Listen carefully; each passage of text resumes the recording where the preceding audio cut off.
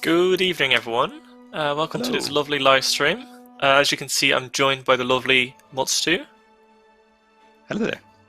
There we go. Yeah, we'll get there. I mean, this is always a thing. I'm not Poerkie myself, but I'll mainly be here today to look a bit after the chat, and for you to be someone to bounce off, because you're going to tell us an awful lot about kind of how our tutorials have been, and kind of the things that we think about when making a tutorial, of course. Which is pretty cool. I'll let you do the disclaimer as well in a bit. Okay. But I'll do the household thingies very quickly, and that is currently we've got Twitch Prime active. So if you want, you can get yourself 15 days of free membership, which is quite fancy. And if you have Twitch Prime, also make sure you use your sub 14. Oh shit! I said it in Dutch. Great, thank you. 14 days of free membership. And make sure you use your Twitch Prime sub on one of the content creators as well, because they can always appreciate that. And without further ado, I would say let's just start. I kind of want to hand it over to you, Stu, and you can have fun. 14 days. What did I say initially? I got another message from someone as well. I'm getting very insecure right now, but it's fine. Take it away, Stu. Yeah, I feel quite relieved that I can't see the chat right now. So first of all, just wanted to give a bit of a disclaimer. Despite what might have been written in the news post, just to set some expectations, this isn't going to be demoing a new tutorial. We're not going to be showing off any new content that's in development. I think that they were referring to the new play experience in the sense that we've done so many different tutorials over time, and we have a relatively new one that came out in 2019, which a lot of players probably haven't played. So the intention here is to have a developer discussion focused around the concept of tutorials in general. Expect it to be very niche and nerdy, focus on a very specific topic. And if that sounds awful and boring to you, it's okay, I don't mind. You probably have your RuneScape by now, if we have RuneScape on the stream. We do have that. We do? Yeah, so don't feel bad. Feel free to go off and be free and do your own thing if that sounds actually boring to you and you've come to something that you weren't expecting. I think you're underselling yourself.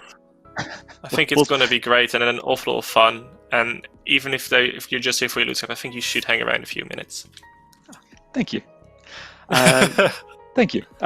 Yes, so discussing the evolution of the many tutorials that RuneScape has had over its nearly 20-year lifespan, and hopefully throwing in a bit of developer commentary in there as we go along. Just as another disclaimer, this will be my personal, non-authoritative view on the subject of player experience. It's my opinion, it's not Jagex's. There are a lot of stakeholders and experts who get involved in the process of finding new users. We have like a UX expert who works on ensuring that we're maintaining industry standards practice. And he and I often tend to butt heads on this thing because I look at it from the perspective of what our current user base is accustomed to and what a RuneScape player expects, which often isn't very industry standard. And it's about trying to find that sweet spot that still satisfies RuneScape's identity while also finding ways to streamline and improve and modernize the user experience. I think you nailed that on the head there, Stu. I think a lot of things that you would say that apply to any game don't tend to apply to RuneScape. So yeah, well said there. Next thing is also just a little bit about myself, who I am. Why am I even here? This is my favorite bit, Stu, so go for it. Thank you. Okay, so I have been a content developer at Jagex since 2006. So I've been here for 14 years working in the same job. I became a senior content developer while I was working on Stellar Dawn. So I was originally hired on as one of the two first external hires to work on Mixscape, which was a science fiction MMORPG using the RuneScape engine. This was way back in 2006, so we're talking when this was before we had high detail mode, when it was all fixed screen interface. It was all running through a Java client through browser, so significant steps back in terms of the massive improvements we've made since there graphically. My background is in adventure games and role-playing games. I grew up loving like your point-and-click adventure games made by Sierra and LucasArts. Incidentally, a game that I would really recommend if you like RuneScape is a Sierra series called Quest for Glory. It's similar sort of DNA in the sense that you have skills that progress the more you practice and use them, and your identity is also very similar. You're this adventurer who's going out and trying to be a hero and help people and become the hero of the land. So I'd recommend that one as well. But I'd actually never heard of RuneScape when I started working here. I grew up in South Africa, which has a rather limited technical infrastructure. So I didn't get to play very many online games. My parents, well, my dad did have a modem like quite late on, but he was like, we're only going to use this for me doing my finances. You're not going to play any online games. So it was all single player stuff. But then when I got this job interview, I wanted to find out about RuneScape. Although I wasn't working on RuneScape myself, it would still meant that I needed to know the technical framework we're working in and within our constraints. So getting to understand the game as well. Then we get on to Mixscape itself. Now, as far as I understand, because the game is considered to be indefinitely on hold, I think I'm still under NDA for it. So I don't think I can actually really say very much about it. But there was one trailer that got leaked for Mixscape. Now, also just for further confusion, there were several different iterations of this project. First of all, there was Mixscape, which was the first 3 years I was working there. I worked on Mixscape. And then over the next 3 years, we went through several iterations after the rebranding of Stellar Dawn, bringing in new management, different vertical slices of that product, refining it and trying to achieve the intended goals. But the key thing about that trailer was that there were 4 different distinct alien races you could play as. And that meant that each of those 4 races had its own tutorial and a completely different starting experience. And what was quite fun was that the decision was made for us to develop that tutorial before we had implemented a lot of our core systems. So that meant that for quite a lot of those 3 years, my time was going back and reworking those tutorials to account for our systems evolving and other things getting refactored. So basically, I have a lot of experience working on tutorials up until even getting into RuneScape. Is that also where your passion lies a bit? Yeah, exactly. So also from being a player of RuneScape myself, although I was mostly focused on Stellar Dawn for this first few years, I still was keeping an eye on what was happening in terms of tutorialization with our sister product and playing through the new versions as they came out. And then when I moved to the RuneScape team in 2012, where I've been for the last 8 years, incredibly, my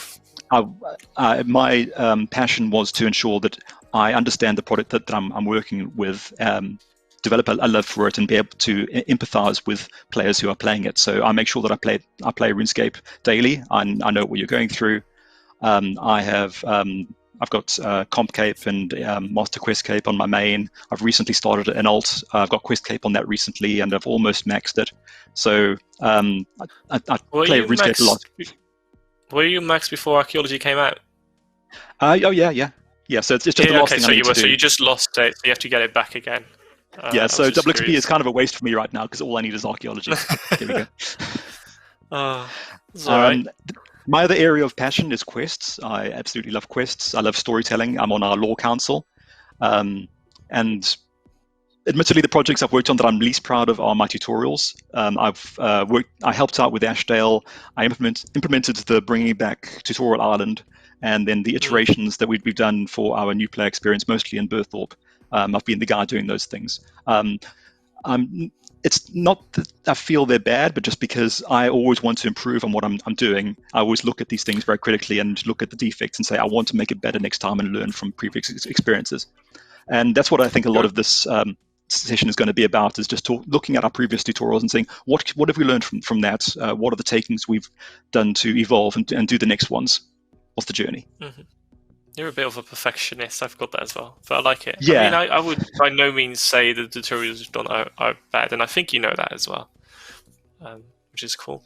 Yeah, I've been loving this intro so far, by the way. It almost makes me want to know more about the Mexscape and all those things. So maybe that's something we should dive into another time or something. But yeah, no, keep going. I'm loving it so far. Okay, cool. No, I can't see the chat, so I've got no idea if you guys are screaming at me, stop, this guy's terribly boring. But no, not at all. I'll let you know. So far, they're actually enjoying it. Okay, good. They want a mods to 24-hour stream I saw somewhere as well, so that's pretty cool. Yeah, so I did a 14-hour live stream when I released the Death of Chivalry quest, because there was a lot that I wanted to say. I've been working on this same project for a few months, and there was quite a lot to talk about. I tend to be very detail oriented. I care a lot about the very small details in what I'm doing, so I'm constantly thinking about the details, and hope people don't mind me talking about them. I think they love hearing the details, because that adds the personality. And I think, like, just from the way you speak about the game, it's just very clear you're quite passionate about it as well. So I think so far it's a lot of love. I would almost encourage you to have the chat open, because then you can see a lot of positive, very cool things being said about you. But you can watch it back on Twitch afterwards as well. That's wonderful. Yeah, I look forward to reading through that afterwards. And I'm sure there'll also be some good points to pick out there that will hopefully help our user experience as well. Players give us a lot of really great feedback. Also, some people might be asking what I've been working on recently, because you've not seen me for a while. So I'm working on in the core experience team, specifically focused on tutorials and pathing. That's kind of my niche, as it were. But at the moment specifically, I'm helping out Mod Ashes with a project to convert all of our achievements to a new format that's been engineered by Mod Genesis, one of our engine developers. Now, the thing is that our path system that we use is basically chaining together a series of achievements. So in order to be able to do more with paths in the future, we want to try and make sure that the node system that we use for them is as elegant as possible to work with. We found, unfortunately, that as we've added so many more achievements to our system, it's wound up being one of the most costly scripts to run, just because of the sheer volume of data it has to process, going through each of the achievements and checking against its case and seeing which particular variable states they need to be at in order to generate that list. It's getting to the point where it's starting to even crash out for players in certain cases. So this project is moving our achievement format to something that does engine-side caching. So basically all that data is pre-cached by the engine, and that takes a form that's a lot more efficient rather than us having our data structures externally. That has a big advantage also to it. Yeah. No, go for it. Keep going. Okay.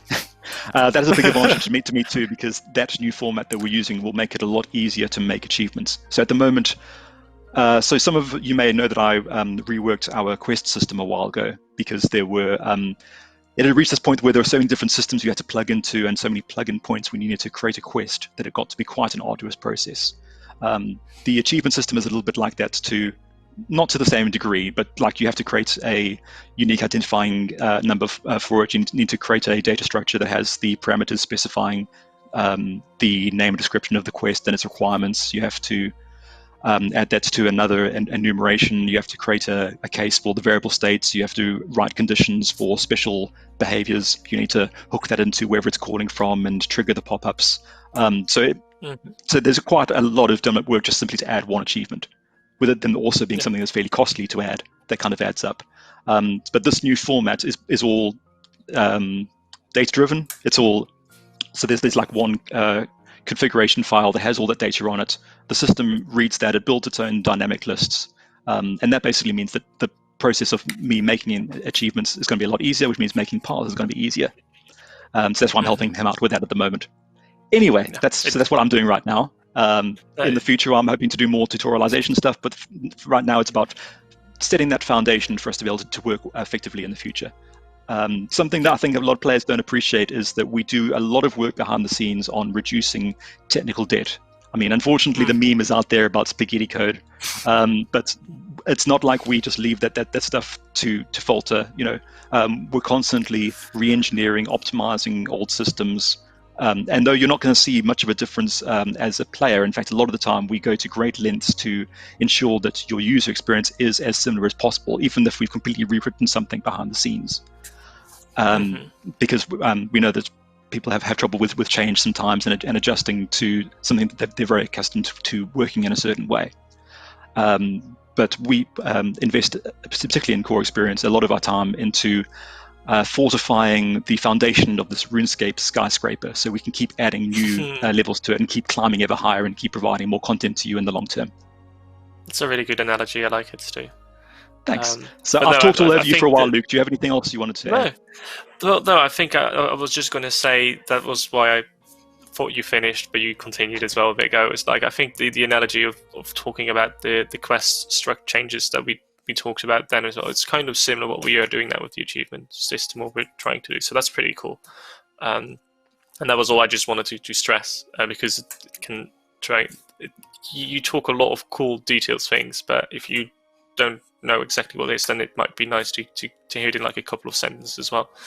But yeah, I think it tells exactly what you're doing. So I'm almost, shall we start digging into the tutorial slowly? Yeah, so I think let's go to the slides now, and we can start talking through the various tutorials we've done over the years. So by my count, I think we're up to 11 distinctly different tutorials that we've implemented in the nearly 20 years that that this game's been around. Starting with RuneScape Classic. Now, the only time I've actually played Classic myself was just before we shut it down. We had a few developers do live streams playing through it, and I learned an awful lot about the game that way. It surprised me, for example, that you didn't have any requirements on your tools to be able to use them. So someone could just give you a high-level pickaxe as a new player and just start using it. Someone actually gave me one on the stream. And they were trying to trade me, and I thought they were going to troll me because I wouldn't be able to equip the thing. Turns out, no, it was entirely legit. So I learned to trust people. So yes, while I was looking through a YouTube video yesterday to prepare for this a bit, and looking through the RuneScape Classic tutorial, it's very, very different from the one on Tutorial Island. I was expecting them to be more similar, and I'd remembered them as being similar from when I'd done previous research. So I was thinking the first thing I would like to do was go through the Classic tutorial step by step and just talk through some of the user interface learnings that came from that. And then we're already at quarter past on the time, so I think we might only even be able to do a RuneScape Classic this time. But if you guys enjoy this particular focus, I was hoping this might be something we might be able to do as a series, go through each of the tutorials we've done so far up to the present day, and then see how we can take that learning into future development. And maybe we could even continue with the quests. I think. Yeah. Right. We can do that. Just a quick question. I would love to do that. Yeah. Like if I'd like to say create a free-to-play Iron Man or something and play through some of the early game quests and a bit of developer commentary there too, because there are several quests in the early game that I've reworked, and I probably have some insights into. If players would enjoy that sort of thing, let us know if that's something that you'd be keen on. Yeah. Sorry, just before we actually get onto the classic one, just a couple of things I want to just bring out of these slides here. So we've evolved through a few different approaches to doing the tutorial over time. We started off with ones that were a very linear series of things that ensure that it tried to teach you about upfront before you can actually enter the game itself. And as time went on, there's more and more systems to teach. Those became more exhaustive. We experimented with doing tutorials that were more about getting you into the game early on and then giving you various tasks. Achievement paths is something that is kind of inspired by this introductory tasks that you can do in your own time. Just feel like an achievement diary set that you can just explore with.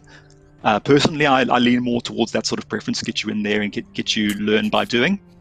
But they each have the pros and cons. If you have a tutorial, if you put the player right in the game straight away, then that might potentially be too overwhelming. You may need a bit of a safe space beforehand to get accustomed to the controls before you're overwhelmed by all the options. And then as we progressed through, there was the Troll Warzone tutorial, which took things in a much more cinematic way, much more combat-oriented, and very exhaustive. The Troll Warzone had you learn about all the member skills as well as the free-to-play skills. And then we went to Ashdale, which was quite a contentious one, because that was trying to be a very modern tutorial. It was, but as a result, although it created it looks really, really good and it's more attractive to new users, a lot of complaints we had was that it didn't feel like RuneScape. We were still trying to find our own way at the time. The 6th Age just come in, Evolution of Combat had just come in. There was a lot of changes in RuneScape's identity, and I think at the time, because that identity was in flux, our user experience also hadn't quite found that identity again. Unfortunately, it needed to, for example, because Evolution of Combat being so manual at the time, have to explain so much just to be able to get you to do basic combat, which meant a lot of combat sequences during the Ashdale tutorial. And then we brought tutorial islands back. After that was the next thing. We did an A/B test to compare the two, and we found that retention was ever so slightly better for the very first thing we did. So okay, we've brought that back, warts and all. And then that first 20 minutes is only so much of what you can teach. A lot of the things that we cover on Tutorial Island aren't going to be immediately relevant to you. We cover things like quests before you're actually able to access any quests. We cover the prayer skill before you've actually leveled any prayers to the point where it might be useful. So what we want to try and shift more towards is teaching things in a more context-sensitive fashion. So when it becomes relevant to you to want to know about something, that's when we teach about that thing in isolation, rather than requiring you to essentially go through school step by step, go through all the courses before you can actually have the fun of playing the game. On the way to doing that, something that was a bit more path-oriented in that way, there were a couple of other paths that we created along the way, which we never actually released. In my own time, during TAP, with the thinking that at the time Tutorial Island would finish and put you into Lumbridge, I essentially brought back those introductory tasks as paths, and I was suggesting that we do that as a tutorial. At the time, the mobile team then picked that up, and their preference was to move things to the Berthorpe and Taverley area and to give the player much more of a guided experience through the activity tracker. So we shifted focus towards that. Also, there's a version of that starting path. So we released the paths that are given to you by Tyrell the Slayer Master. The intention there being something that centralizes around the combat core loop.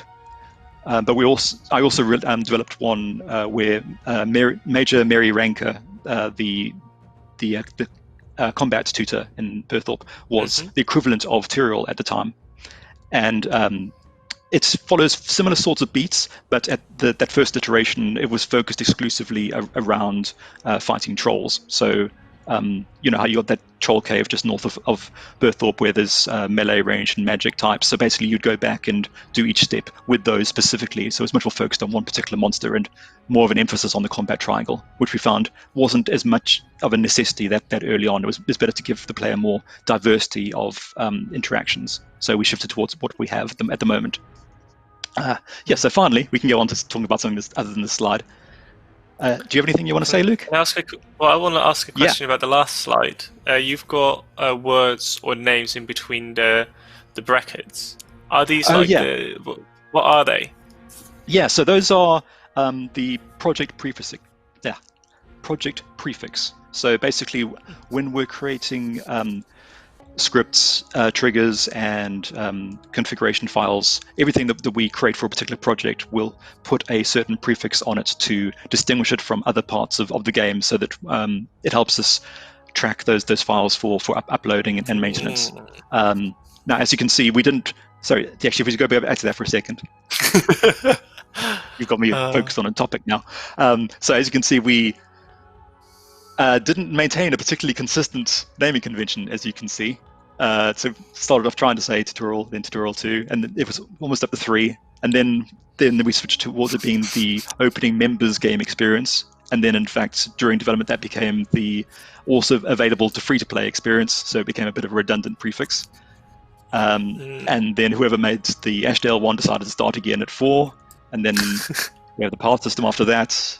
And then I've made an entirely different convention because clearly the numbering was all wrong. So yeah, this is what happens. We just keep rebuilding the same things over and over again. I just love this consistency. This makes my developer brain or heart go tick fast. Yeah. So Tutorial Island. So it's very different from what I remember. There's I didn't recall, for example, that there was a specific guide for controls who told you, hey, here's your user interface, here's your map. It did the combat very, very early on. There was a distinct finance and banking tutor. There was a wilderness-specific tutor, even though you're not going anywhere near the wilderness anytime soon. Fatigue was in the game back then. you didn't have prayer along with the community. So a lot of different stuff. So if we move on then to specific steps during the tutorial. Oh yeah, sorry, I forgot about the slide. So that contrasts it to Tutorial Island, which is focused on a few specific features, but also following a pretty linear route. And then we've got Tutorial Island 2, as it were. Essentially, we took the environment from the Beneath Cursed Tides quest, which was a nostalgic quest, but inspired by Tutorial Island, which was slightly newer. And then because the code for Tutorial Island was so old and the maps were there was the original maps for Tutorial Island were so old that we couldn't load them in our current map editor. The file format was incompatible. So we had to rebuild the environment from scratch. We had to recode Tutorial Island from scratch, trying to make it look very similar to what the original Tutorial Island was, to try and meet that brief of that nostalgia and that familiarity. I did sneak a bit of quality of life in here and there, which people hopefully haven't noticed, because I think I still managed to fulfill the brief. Moving on. Wow. Yeah, players sorry, are Luke. loving this so far, by the way. Players are good. absolutely loving it so far, so that's good. That is wonderful to hear. It is actually quite nice to not be reading the chat, because that way I don't get distracted by it and start to worry about certain comments. So this is good. Did you have anything else you wanted to say, Luke, before I continue? No, there wasn't anything. I just loved the bit about. I did not even know that we. I mean, I'm actually surprised by the fact that we still had areas in our game, but that we could not load back in, kind of, and so we had to actually rebuild them completely. I just find that very interesting to hear. Even I didn't know that. So yeah, we keep some old backups. For me. Yeah, because we're constantly evolving our underlying technology. And sometimes you might find things are just fundamentally incompatible going back. I mean, people sometimes say, well, why can't you just copy the code from old school? They've already reworked their cooking system or improved their construction skill. But unfortunately, it's just not that simple. So many of our core features have diverged in different ways that we couldn't just copy-paste one into the other. We really have to start again in a lot of cases. So this is the first thing you see when you get into RuneScape Classic, and I don't mean to cast shade at something that is the very foundation of our game. Andrew was working with a lot of what he had at the time. I mean, the games industry has gone on and evolved so much in the past 20 years. And also, some of the mistakes I'm going to highlight, well, not necessarily mistakes, issues that I'm going to highlight here are issues that we've also made ourselves time and time again in various variations as new people came in and worked on the next tutorial and didn't always learn as much from the previous ones. But this is what you don't want to do if you're trying to tutorialize something. Putting all the information up front before the player has a chance to do any interaction. Run-on sentences where you could at least break them up and be able to digest them separately. Ideally, get some iconography in there if you can. All that dead space at the bottom. The preferable thing is to teach something to the player by them wanting to do it at the time, giving them that level of agency, and then responding to that interaction to help contextualize what they're already wanting to engage with. Because most people are going to look at this, it's too much information, I'm just going to click, and then we have to reteach the thing again anyway in situ. Okay, moving on. Then the next step, when you got into Classic, now this is a really nice problem to have because there are tons and tons of players around, but it means that basically we were a victim of our own success. The game was so popular that we didn't really have the infrastructure to anticipate that popularity. So good luck trying to find the NPC that you need to interact with this room with so many people in it. It's great to see that the game is so popular. That gives you a really good starting impression that this is something to stick with. But it's something that we did learn from when creating the new version of Tutorial Island. We did put that in an instance because we'd found that people who tried to play through the original one, they just struggled so much finding the thing that they needed to interact with when there's all this visual noise of other people around you. I mean, then it means you need to start putting like arrows on top to indicate the thing you need to interact with, try to cut that off from the visual noise that creates more cognitive load. And I also just wanted to note, because this kind of amused me, people complain about toggles, but even RuneScape Classic, way back in 2002, had a pretty dense options menu with lots of toggles. Okay, moving on. Yeah, also a fun thing about Classic, if you've not played it, is that every NPC that you need to speak to can only speak to a particular player at a time. If someone else was talking to one of these guides, it would say that this NPC is busy at the moment and you just have to wait. So we added several duplicates of the same NPCs so more people might be able to get through there. But luckily, this guy has managed to have that conversation at the moment. And the first thing you notice here is that there's pretty much no fourth wall. The NPCs are telling you directly about game mechanics. And personally, while some might prefer to push the narrative a lot harder, I find that if you're trying to frame things around a narrative, but you're also needing to teach things, then what happens is that you wind up imparting twice as much information. You'll essentially have the narrative layer where the NPC is staying in character and talking about things in context, and then you're going to need some kind of secondary tutorialization mechanism, interface pop-ups, or something that's out of character in order to reconvey what they're saying using the mechanics. So personally, I lean towards it's maybe okay to actually let the characters in these early stages just directly tell you what you're needing to do, just to try and keep it expedient. Because the more the people are having to click through in order to get the information they need, the more they're going to get frustrated and want to just get onto something that they can actually do, that they came to play. So keeping it short and sweet, I think is a good thing, even if it means that you might have to break character sometimes. I had a quick question. Yeah. Do we know when the RuneScape tutorial got instanced? Let's see. Well,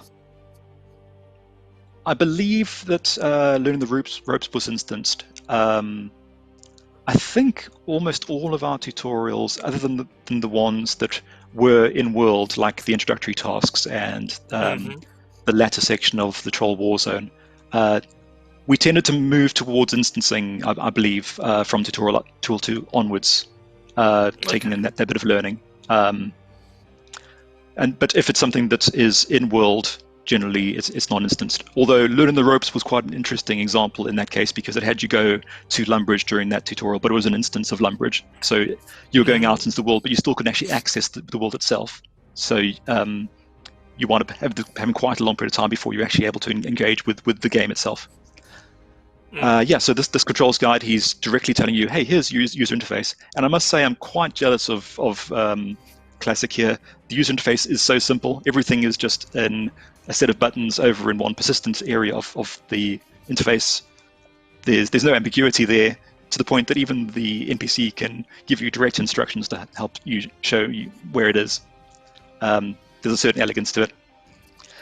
He also lets you know that you have a minimap, and it does start to go into a lot of detail, though, telling you about the icons on the minimap, how to deal with clicking on doors, what to do when a route is blocked. Again, the sort of stuff you can leave until later when it becomes more relevant. If you overwhelm the player with information, they're unlikely to pay much attention. Don't think I really had much to say on this one. I just meant to mention that he even notes the compass. Yes, then we move on to combat. So this is good, actually. We're getting into something that's action-oriented right away. We've covered how do you interact with the world, how do you talk to people, how do you access your basic interfaces, and then move on to something that's got a bit of a kick to it. It's also nice that he gives you some items right away that make you feel a bit empowered, you feel a bit leveled up. Something that is quite important in user experience is being aware of your core loops, your core interactions, and ensuring that the player is rewarded for things, and that's giving you a investment to want to keep playing. What way to bring your reward back in and keep maintaining that loop that keeps the game engaging. So giving you this free stuff is okay, cool. Now we tell you, here's how you use the free stuff. Okay, it's going to be nice and easy for me to do the next step in that process, and I know what my goal is. I have a means of trying out this new cool thing I've been given that encourages engagement. It's a good, nice thing. Then it has, again, directly telling you how to engage with that thing. Now, this is where, at the time, Andrew had to work with what he had available, but now we would try to do a lot less in conversation and do more through contextual pop-ups. If you can at all avoid using text, it's good. Try to do things that are more visual. If you can do a highlight on the particular thing that the player needs to interact with, help them know the user flow into the thing that they need to do, more likely they'll develop the muscle memory and remember how to do it the next time. What did I write about this one? He's telling you to wield the item. So yeah, again, it's explicitly telling you how to manage your interface rather than being able to put it on the interface itself, which is the ideal. Going into a lot of detail here, but also things that are quite hidden to a lot of players. Things like that you may not be able to attack something if it's a certain level and what those colors mean. It's a good level of detail, sort of thing. That's the thing that we don't explicitly tell the player at the moment. But also, if you, again, give them too much information, they may just drop out a lot earlier and not bother to continue playing. So this is the thing that's ideal to do context sensitively or have available somewhere in the game, but probably don't want to give it right away because the player in the position, I just want to kill the rat. And something that I know a lot of players nowadays miss is that easy accessibility to your combat styles. Because that's something that we embedded quite early on, is that's how you determine how to get your combat XP. There's been some discussions recently on seeing how we might be able to reframe that for players who are more familiar. Yes, so... so now we're explaining the basic concept of leveling, which is something you do want to cover in some way. But fortunately, nowadays, we have visual indicators for that. You attack something, you get your floating pop-ups showing the XP you're gaining. You're seeing this very nice ring with your skill at the top of the screen. You're seeing how close you're getting to the next level. It's giving that encouragement to keep playing. And this interaction is a very positive thing for keeping engagement. You're seeing, okay, every action that I do, I'm getting rewarded for. This has given me experience. I'm feeling a tangible sense of progression the more I play this game. Then we're moving on to cooking. Now, I actually quite like this structure compared to Tutorial Island because you've done combat, you're injured, you can see that you're injured, and now we're showing you how to respond to that injury. We're teaching you that the mechanic of eating food heals you, which is a quite unusual thing, relatively speaking. Most games will have healing potions or something like that, but the thing about RuneScape is you eat to live. So having the cooking after that is a pretty good thing.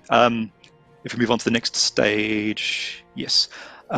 So comparing to Tutorial Island, where we have you bake bread and combine the ingredients together, he just gives you a piece of meat directly, goes straight to using that on a range. And then that also covers interactions with things in the world, using something in your inventory on something in the world with this range.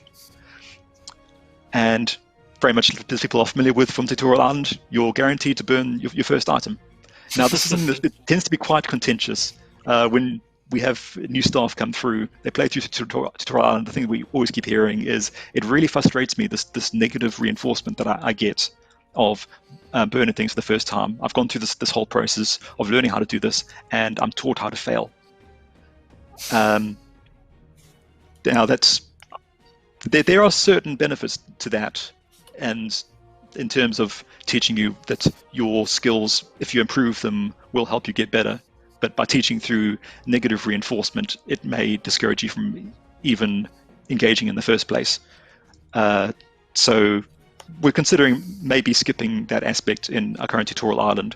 So one option that we have available to us is that we can do A/B tests, where we change something for 50% of new users. We track the data through our analytics team and see, does this make things better for them? Does it make them worse?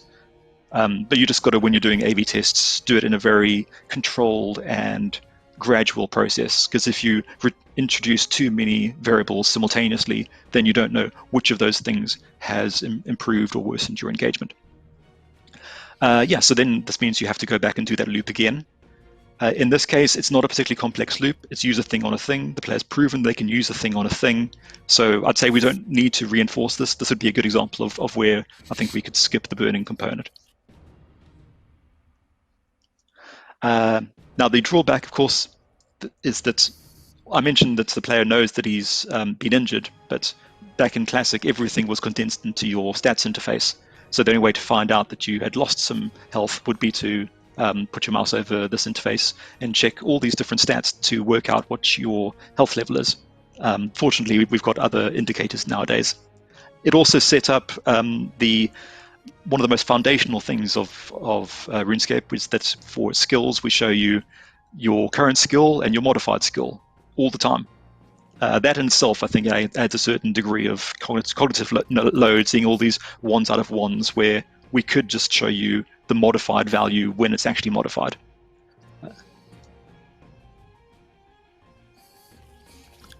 He's pretty much explaining the same thing. So he's having to explain a lot of those details in order for you to try to understand that concept, which could be a simplified form of UX. I'm just loving it so far. Can I you're awake. jump in with a few quick notes? I am still awake, Yeah. but I don't want to interrupt you. So, people got very angry when I accidentally did, but that's also because there's a small delay.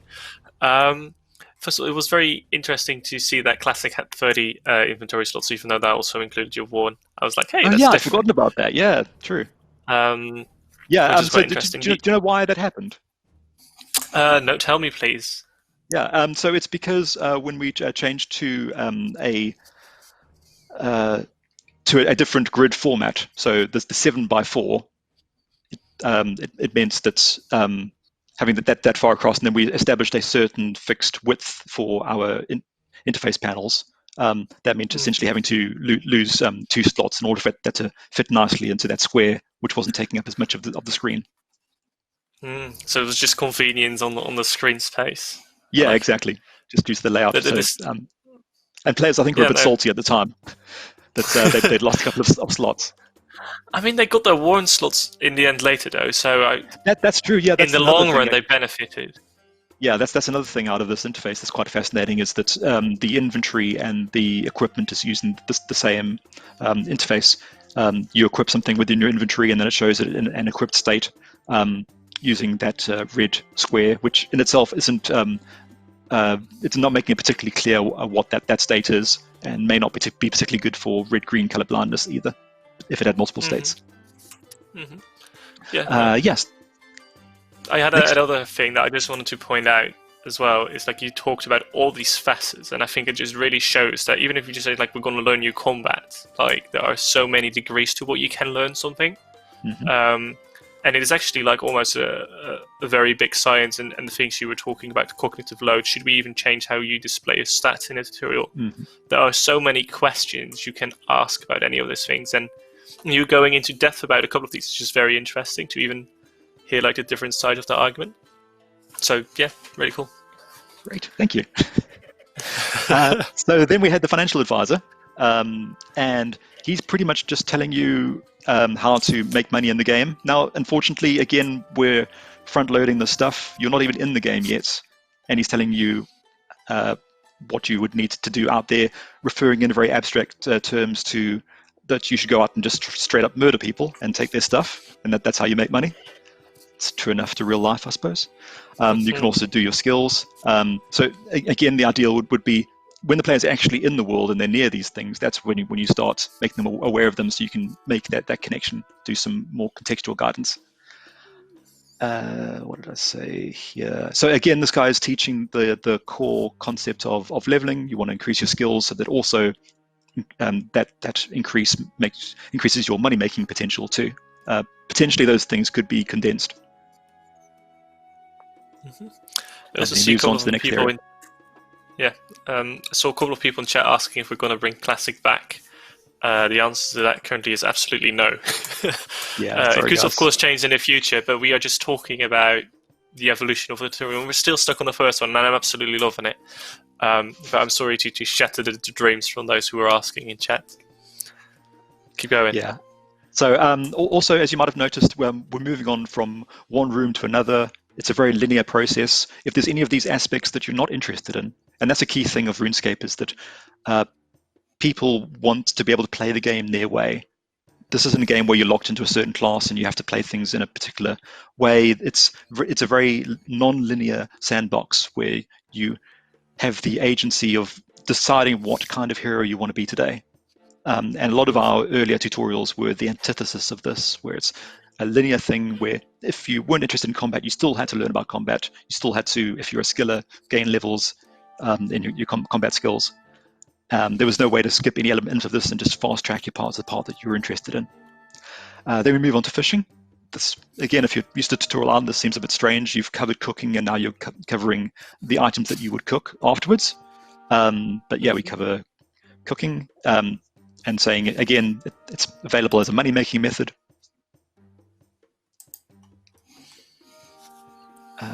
They're just discussing Classic right now and why, asking if we just still can't bring it back, and they're also bringing up Darkscape topic a little bit. So yeah, that was a great one.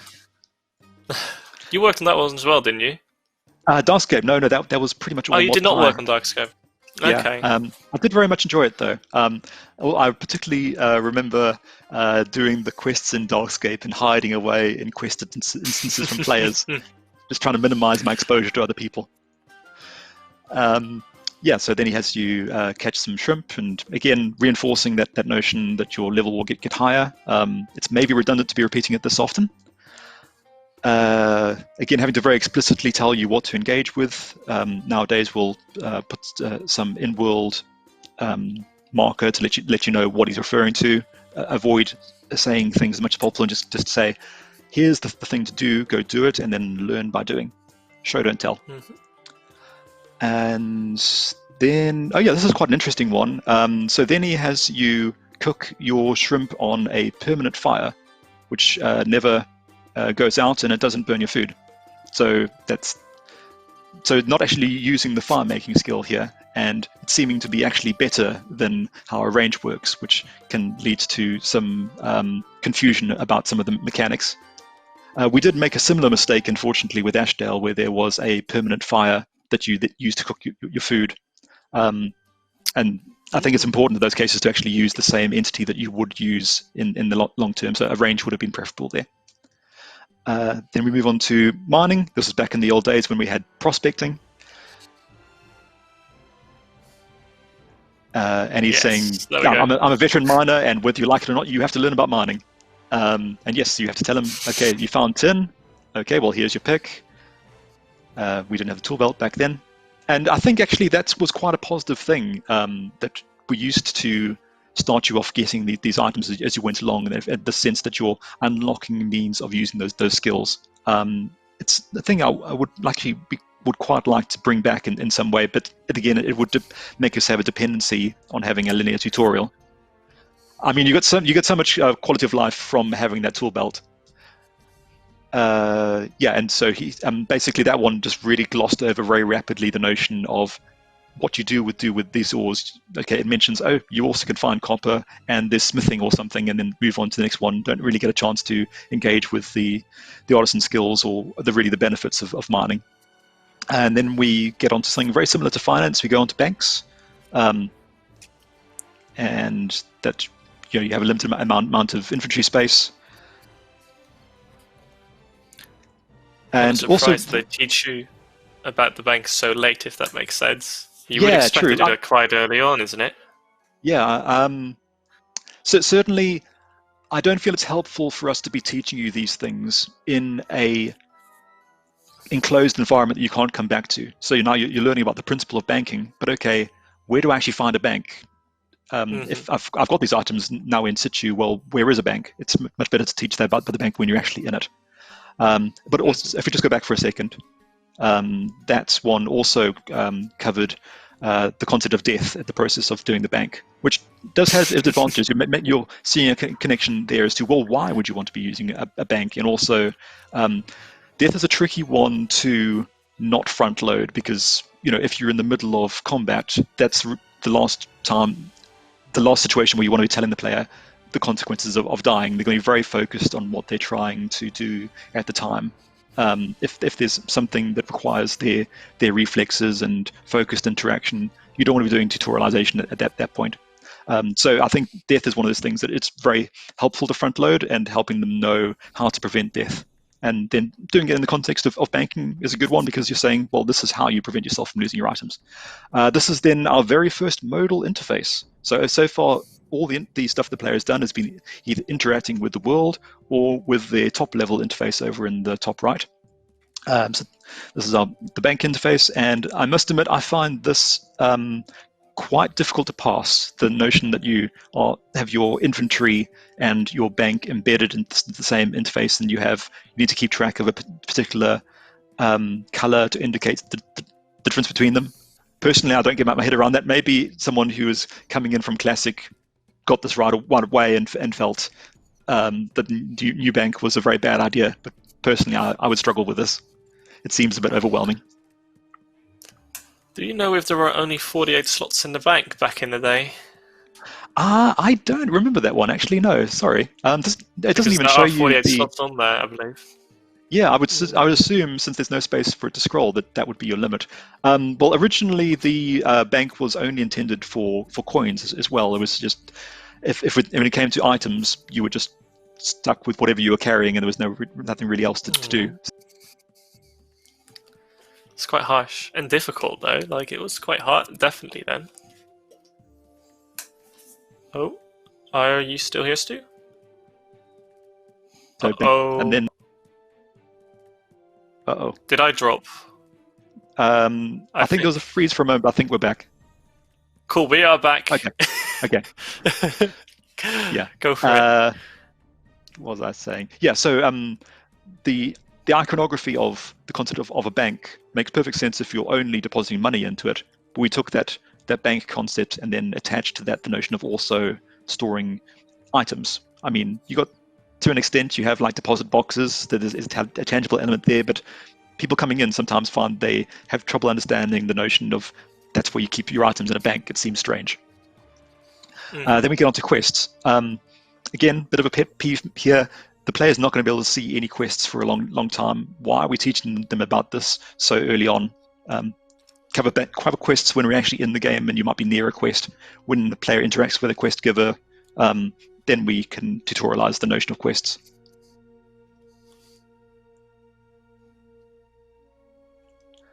Again, having to make a lot of references to an interface. If we move on to the next one. And in this case, hopefully, hoping that the player has maybe dragged onto their interface and opened this thing up, because the conversation doesn't make much sense without seeing the thing. So more recently, we would probably wind up snapping those things open, or ideally guiding the player into how to open that interface to ensure they're in the right state. This is also something that's quite a bugbear for us, unfortunately, because we have given players such a diverse range of freedoms when it comes to the interface. We have one that is completely customizable. We have a legacy version, which has an entirely different user flow, and in some cases doesn't have parity in features. Then we have the mobile interface. All of these things have a different flow to access something. And because those dynamic interfaces are all stored client-side, our tutorial systems, which are all server-side in order to validate the states of whether or not you've interacted with things, they basically can't talk to each other.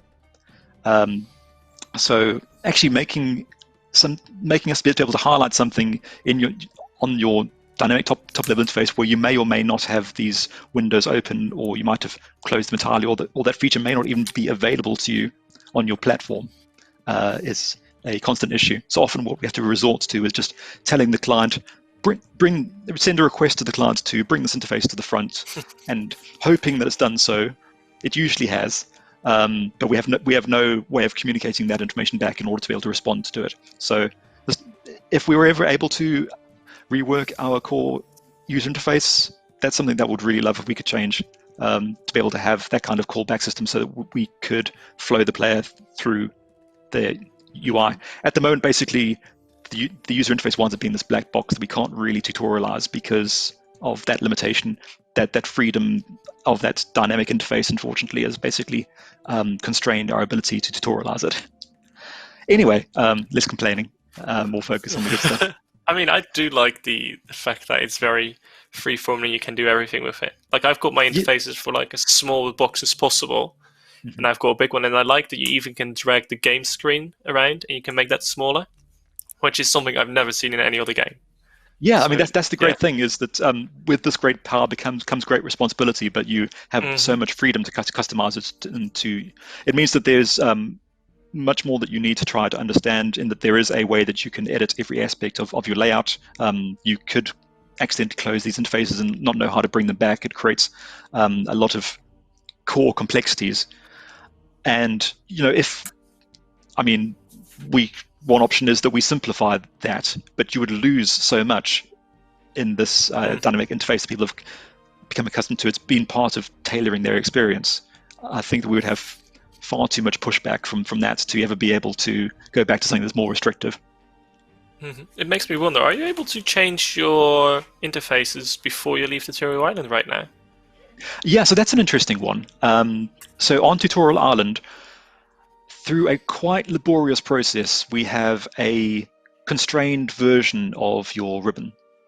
So we don't give you access to all the features that you would need elsewhere in the game, and we steadily introduce those features as you go along. This doesn't work particularly well with our new interface system, and it's having to do an awful lot of back-end data duplication in order to achieve that. But basically, yeah, we have a limited version of your interface when you're on Tutorial Island, because it's this nice safe bubble where we can ensure you only have access to certain things and you're not going to need the other stuff. And then we have lots and lots of exceptions within our top-level interface code to prevent you from doing various things and from locking out different features. That's, of course, the drawback if you do something where you try to get the player into the game early, is that the player has the full range of options available to them. They have a very complicated interface with a lot of things that they have access to, and we can't realistically restrict you from those things, because someone who might have created an alt or an Iron Man, they want that complexity straight away. They want that level of freedom. In fact, they don't want tutorials, and that's often a struggle, is ensuring that our tutorials are sufficiently optional so that people who know what they're doing and they don't want that hand-holding to be able to go and do their own thing and become quite frustrated by it. But if you make them easily disableable, then a new user can accidentally put themselves in a state where all the training wheels have gone off and they don't know how to put them back on again. So it can be a struggle in both respects. So we have both. It has its advantages and disadvantages, absolutely. Yes, so it's still something we're still trying to reconcile. And then we move on to Wilderness. Again, the player is not going to... He isn't going to be able to see the Wilderness for a while. He only knows this guy's very rough directions where the Wilderness might be. So this is something I would definitely do as like a Wilderness tutor at the Wilderness wall. Cover that tutorialization when the player has actually gone to the Wilderness and he's committed to saying, I do want to engage with this sort of PvP content. But it also includes some interesting details. If we just go to the next slide. Hopefully I put it there. Yeah, so it's explaining specifically our death mechanics. Again, it's a level of detail that we don't cover at the moment, and in some respects could be useful. It's not until you actually die that you find out those limitations. And so what we usually do with our tutorials is we just basically try to make the environment as safe as possible, make it very difficult for you to die, or we put you in safe combat zones. And then try to deal with death when death happens, and you have a death tutorial which then covers those things after the fact. It can be quite tricky, particularly if we're trying to have a controlled environment, so like essentially a mini sandbox for the player to engage with first, so they're not overwhelmed by having the entire world open to them, having a little part of the world that is suitable for their level that they can chew away at. But then death is going to send them to Draenor, so death is a tricky thing. But he's covering how sculling works. I must confess, until I read this, I wasn't even sure how sculling worked myself, because I avoid the Wilderness. I generally avoid players. But here and there, it's clearly stating, okay, what does that skull actually mean?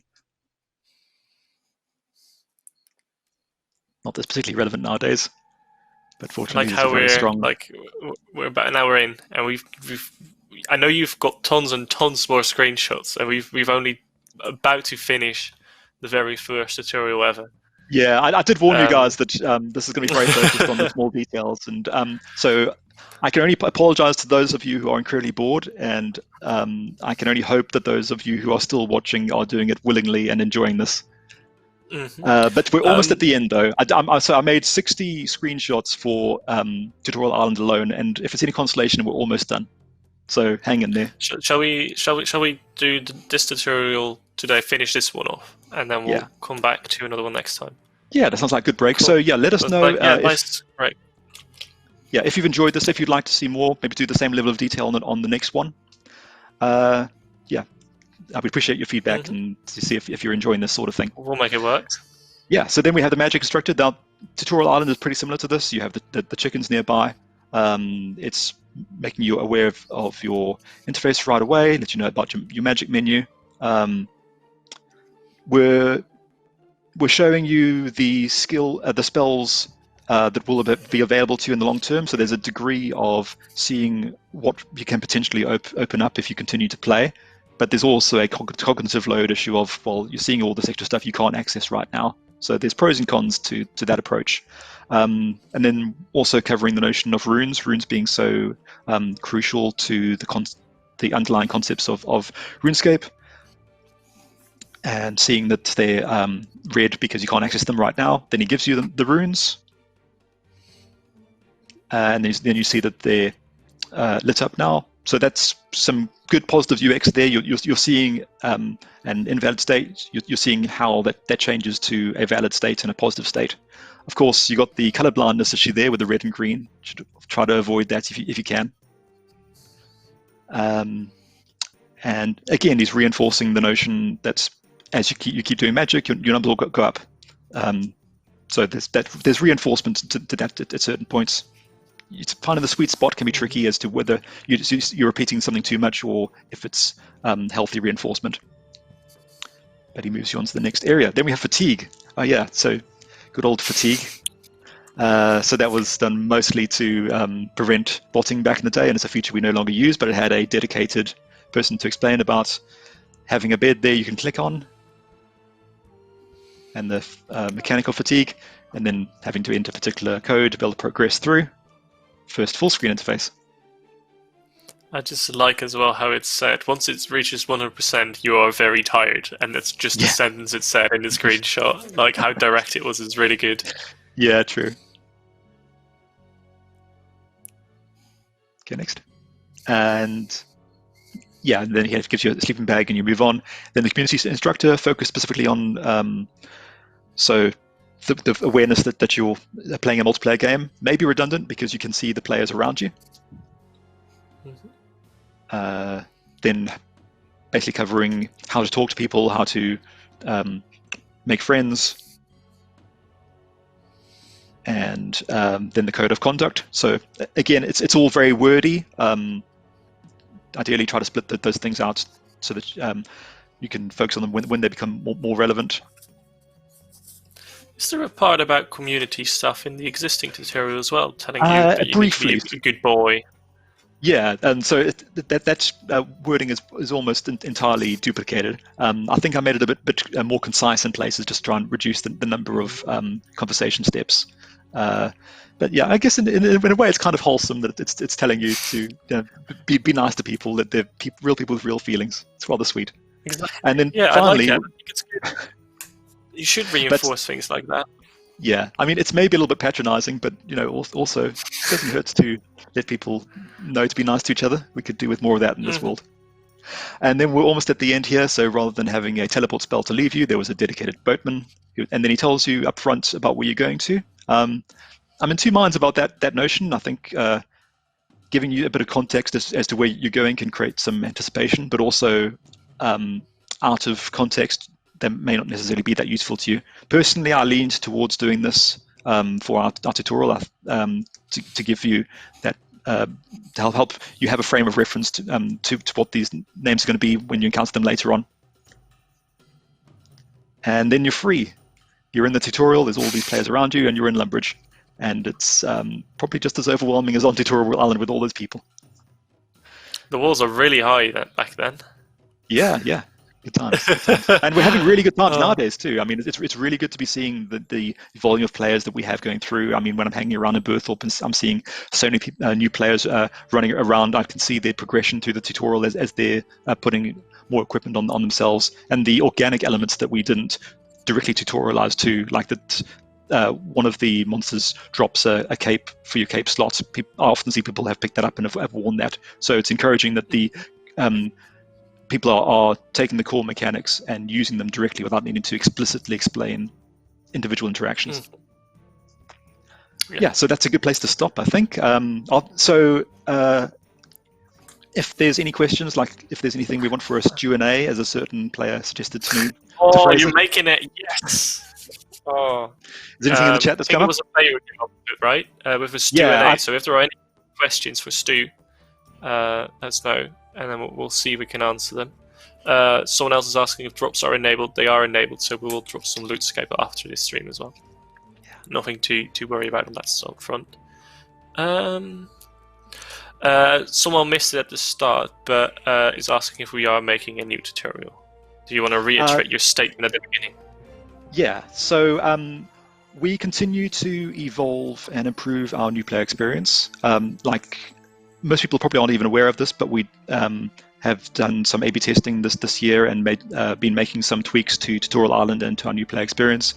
Some things, for example, have been fine-tuned a little bit. We've put in more context-sensitive tutorials at the start of the Futuri, but these are all very subtle things. And as I said before, we need to monitor the engagement data to know what impacts those changes are having. So we release them in very small increments. See what we compare one cohort versus another. See, did this make it better? Did this make it worse? Did it do nothing? And then we would decide which of those things, whether we revert to what we had or whether we implement that new feature. So it's less about creating something that's huge and bold and ambitious, and more about iterating on what we have and ensuring that we're doing it in a scientifically creative way.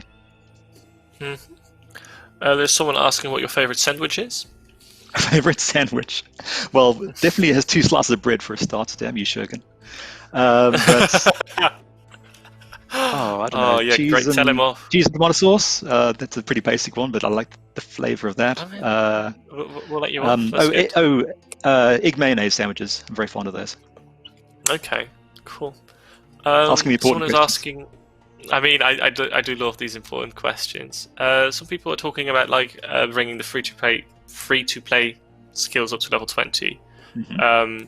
I mean, archaeology has been a good example of that, or at least we're testing it out, right? And we're seeing also, like you talked about engagement data as well. We talk how does that resonate with people who come in, and then of course if it's good, then it's something we'll also look at potentially doing for the other skills. But that requires quite a bit of work for most of the skills as well. It's not as easy as flicking a button, sadly. I mean, personally, I made the fletching skill free to play back when I was on Ninja, and it did take quite a few weeks. There are quite a lot of references to those membership checks that you have to go over, and when they're skills that have been foundational to the game for a very long period of time, there's a great many references to them. So unfortunately, although I was on a Ninja team at the time, in practice what I was doing wasn't very Ninja-sized. I split that out over several increments of releases to be able to get them done back then. So personally, I would absolutely love for us to move all of our skills to a level cap of 20 on free-to-play. If I was allowed to work on it, I would certainly love to. It's not my current assignment, so unfortunately I couldn't commit to that. But if that ever becomes available and they need more resource on it, I would certainly love to work on that. Cool. And one last question. The tutorial of Ashdale you can revisit afterwards. What is your thoughts on being able to revisit the tutorial? Because the actual tutorial island, of course, you can't revisit, but Ashdale you can. Yeah, that's an interesting one. So first of all, you can't so you can access the island of Ashdale, but the tutorial is no longer available. So in the way that they were constructed, I did actually make Tutorial Island so that it could be replayed if you wish, because I anticipated that might come up as a need. But in this case, there's a particular experience the player goes through on there. There isn't anything useful for the player on Tutorial Island, so we didn't make it available outside of that instance because there's just really no value to come back there. It's designed for a linear flow to progress through it. So Also, when we provided that feature, the engagement for it, to be able to replay the Ashdale tutorial, it was barely ever used, and those that did sent through reports being very angry that we had done things like reset their user interface to the default settings and reverted certain things back because the tutorial expects things to be in a certain state as a new user to progress through it. There was a lot of disclaimers, and again, the point about upfronting your tutorialization information, lots of disclaimers, but people still got very angry about the fact that it did it, even though there were warnings that it was going to do exactly that. Yeah. The last thing that they bring up as well is, of course, you've got Cursed Tides, the quest as well, which makes you visit an underwater version of Tutorial Island. So yeah, there we go. And revisit it. Yeah, and make sure you go back there every month for your oyster, because that is some sweet gains. Sorry, can you say that again, producer? Oh, sorry, and make sure you go back to Beneath Cursed Tides to open your oyster every month, because that is some sweet gains. Yes, I've actually done that, but I did not really get anything good, and I've run out of monthly reset tokens, so that's unfortunate. Cool. Thank you very much, Stu. I find it very insightful. We'd love to hear everyone's feedback on it as well. I think we'll definitely be back next week to at least continue our story about the tutorials. If we maybe we need even more. But if there is interest, we can also, I think, do something similar about the earlier quests in the game as well, because it kind of continues on from the tutorials. Yeah, I'd love that. Which is really cool. Yeah. I love it, at least. At least I enjoy listening to you, and I just find it very insightful. Even I still learn things about the tutorial and about our reasons behind why we've done certain things in the game, so I think that's really cool. Oh, thank you. I've been told that before we go, just to ask, to remind you all about this beautiful Twitch Prime thing that we've got going on right now. It's not 40 days, it's 14 days of free membership, so make sure you grab that, which is really useful, and use that Twitch Prime sub on any of your favorite streamers as well, because it helps them as well, which is really cool. Thank you once more, Stu. Very welcome. I'll see you next week in that case. Look after yourselves and tot ziens.